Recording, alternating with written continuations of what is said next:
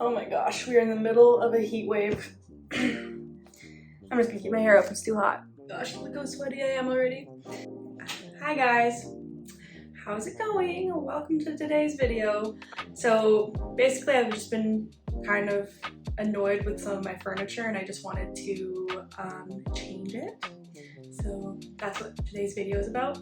You guys might have seen some of them already because I posted a couple shorts with the final results, but got a lot of haters on there for some of these, so stay tuned to find out which ones people hated and, you know, leave a hate comment if you also hate them. Just kidding. But yeah, shout out to 50 subscribers. You guys are awesome. You guys are cool. Appreciate you.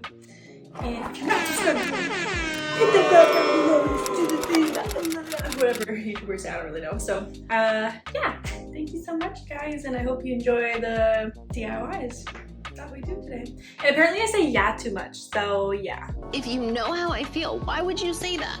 Like, you put me in such an uncomfortable situation. Like, you know I'm not happy, you know I tried. Just kidding, I'm sorry. I'm sorry for calling you out, commenter. I know you're trying to be nice and help me out, but I can't help but be salty about it, you know what I mean?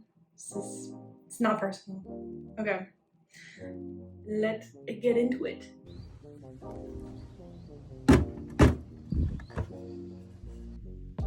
Okay, so this first DIY is these nightstands. So they were kind of scratched up and beat up and old, and I got them for 20 bucks off Facebook Marketplace. Just wanted to paint them to suit my style, so I got this really gorgeous. It's showing up kind of blue on camera, but I promise it's more of a green color. They're calling it sage gray. And my trick here is to just buy a sample of paint because it's only $5 and you can definitely get through your whole project. So definitely recommend that. I also recommend this little foam roller. It's like a mini one. I just had it with all my painting supplies and it ended up working so well. So definitely recommend if you can get your hands on one of these. They are really great to use.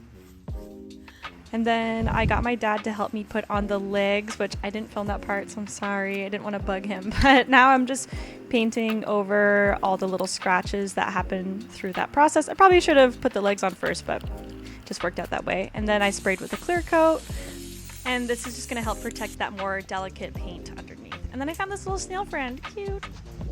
Before I show you guys the results, I wanted you guys to see some of the other thoughts people had on these after I posted the short about it. Maybe I'm the drama. Is it me? Am I the drama? I don't think I'm the drama. Maybe I am.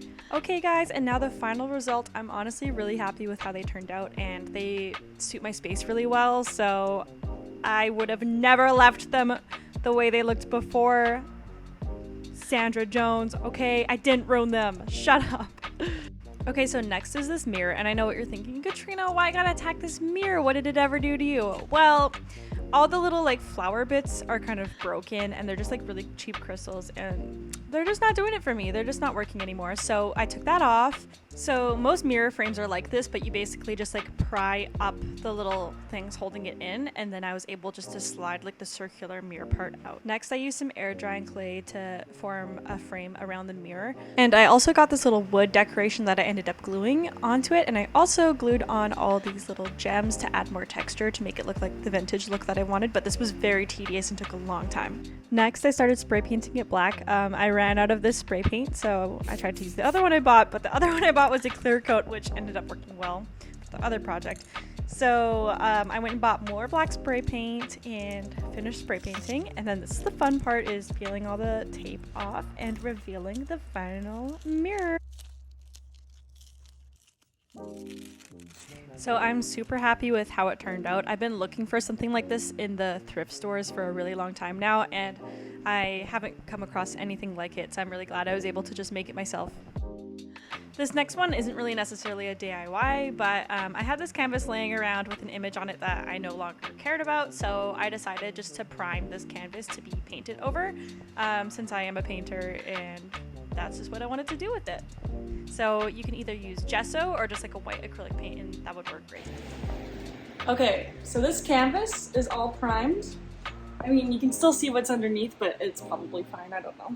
But you need to tell me what I should paint on this, because I have no idea. Obviously, not obviously, but I like abstract, so I think abstract would be cool. But you know, if you guys have any like color recommendations, let me know. Okay. Okay, so I'm making a headboard, as you know. Okay, so I cut off this piece of cardboard from a box that our TV came in, and then I'm going to cover it with, I have this old mattress protector. Looks like freaking Freddy Krueger visited me in my nightmares. Not good. So it's kind of garbage now, so I think I'm gonna use it to cover this, and then we're gonna put, I might need some extra batting, but I'm not sure this might be thick enough, and then we're gonna put some fabric on top and like upholster it basically.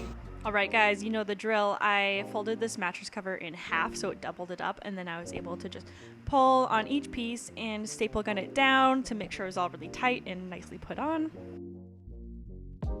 And if you wanted a close-up of staple gunning, here's what it looks like. There you go. Okay, so I made it, and then my mom's like, dude, that's way too short, doesn't look right. And I was like, what? So anyway, I ended up extending it, and now I'm just gonna have to cover this extended side, and then I added a board in the back to add some more stability. So now I just have to add, I want to call it batting, but it's just old mattress covers. I have to add more of that old mattress cover to this part. Yeah, so here is where it's at right now. Boop. So this is the only way I can film this. It fits perfect now. So thanks, Mom, for telling me to fix it, because this is the worst video ever. I can't. It lines up to the frame of the bed on both sides now, which is good. So that's good. At this point, I decided to just take a little outside break and go and enjoy the nature. Even though it was really hot outside, you know, found some shady areas. It was nice. It was a good time. Please enjoy this relaxing compilation of nature.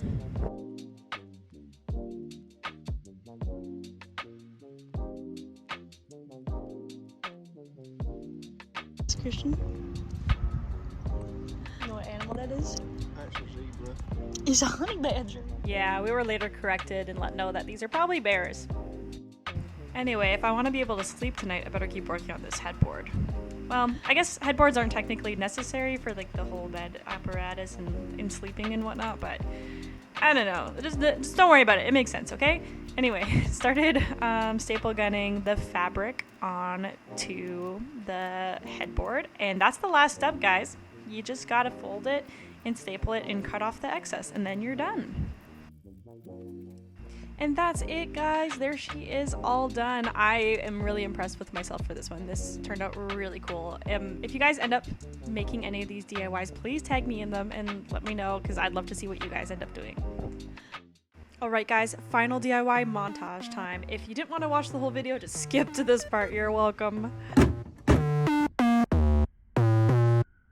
When the music entra, dale, vete para allá. Solo déjame bailar, solo déjame pelear. When the music entra, dale, vete para allá. Solo